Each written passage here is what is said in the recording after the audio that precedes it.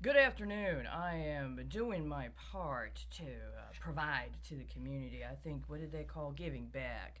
I just watched a short video by somebody identifying themselves as Nikki Swift. It was dated, at least on YouTube right now, from March 24th, 2021, which would be the 11th anniversary of the passage of the Affordable Care Act.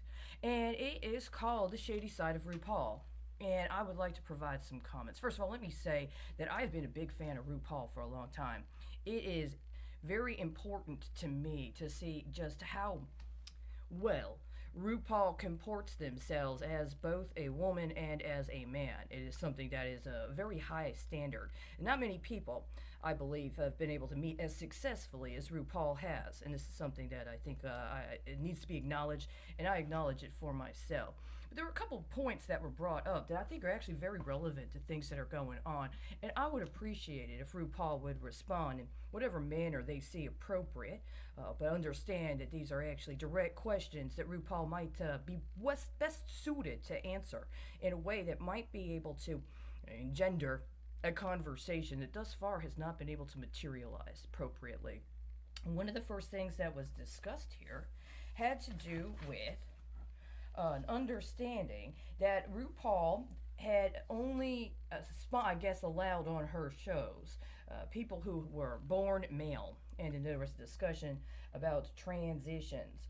One of the quotes that was used characterized it as if the later acknowledgement of transgender people as providing a kind of inspiration was a form of, what did they say? Almost a retraction of earlier statements. But the problem, this became one of the putting in a teacher role, and it's important because if I'm not mistaken, is not Drag University actually a copyrighted entity associated with RuPaul and the other kinds of endeavors associated with RuPaul? That would make RuPaul more than a teacher, would it not? Would you consider yourself a headmistress? How about a principal? And these are things that have very important implications. So, to allow for somebody else to be characterized as teacher, including in a manner from which they would not be qualified to participate in your own kind of institutional setting, can have a very specific implication, especially if one considers it in accordance with other matters that are about to be detailed, including that there was a discussion regarding your ranch and that they had said that your ranch was 60 acres and you corrected them to say 60,000. That is a difference of 10,000%. Are you aware of the Federal Open Markets Committee report that was published in the beginning of 2019, specifically discussing how they were changing indexing regarding certain countries?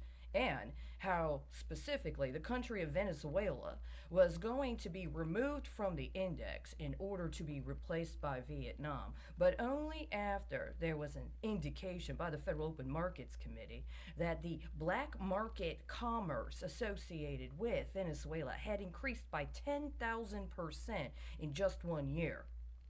I ask this question because of A, were you cognizant of it yourself at the time? And B, were you in a situation where you had been informed ahead of time about what the questions you were going to be presented with were? And C, is this the kind of thing that the source that asked you that question and then you answered would have potentially been involved in some sort of crypto commerce that might have been a part of the period of time that was announced as being, at least initially, 1 year, wherein they were making that transition between Venezuela and Vietnam? See, if this was in a certain part of 2020 when this particular conversation happened, that would have been during that time frame. It might have been considered a transactional event. Which brings up the next consideration, which is discussion of matters, at least as it was presented regarding your concept of a ranch being about land management. Well, the other thing about land management has to also do with crowd control, right? This understanding that the Bureau of Land Management, through the Department of the Interior, provides temporary bonds, including temporary bonds associated with mineral leases. It was announced, or it was acknowledged, you have at least 35 active wells. Do you own these wells yourself? Do you engage in some sort of pooling arrangement? And or do you have a process whereby you acknowledge the royalties on any sort of production? I would be very interested in you speaking more about your specific understanding of land management, particularly the kind of lease arrangements you might have arranged, and or how you deal with any efforts to try to encroach upon your sovereignty. And so far as that's the case, how and in what manner do you make that production available to others? Which brings up other considerations. Specifically, it's something that will be brought up later, but the concerns regarding the manners in which you responded to the death of Mr. Floyd in Minneapolis during 2020, it said that while they could not get any comment from you regarding the situation involving Mr. Floyd, which did happen within the United States, they did ask you about an event that happened in Toronto. Well, the problem is Toronto is in Canada.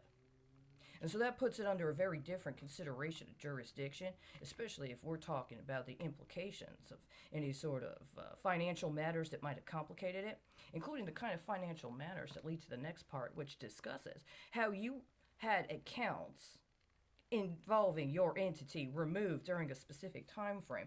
Were you aware of, or did you believe the threat might exist that your accounts, electronic accounts associated with you, your image likeness, may be used for some form of illicit finance? And did you remove them yourself as a way to prevent against them being used in some sort of money laundering incident? And then that brings up the final question, which has to do with people that are on your show. They had a number of people that were giving comment, including comment that might seem like it is somewhat critical, although I'm sure that we understand that criticism has a certain merit as well. But the question becomes, for those that participate on your show, including through Drag University, do they have to sign arrangements or agreements to waive any future royalties on the use of their image or likeness on your show? Or do you provide them with some specific kind of compensation package or some kind of special dispensation? Or is there a contingency upon especially those that would be going to Drag University getting some sort of claim to any sort of future products or any royalties associated with their participation in your endeavors? I think that this is actually a very important matter, and you might be in a unique position to provide some much needed leadership at this point in time. Thank you very much for considering my comments and look forward to your response.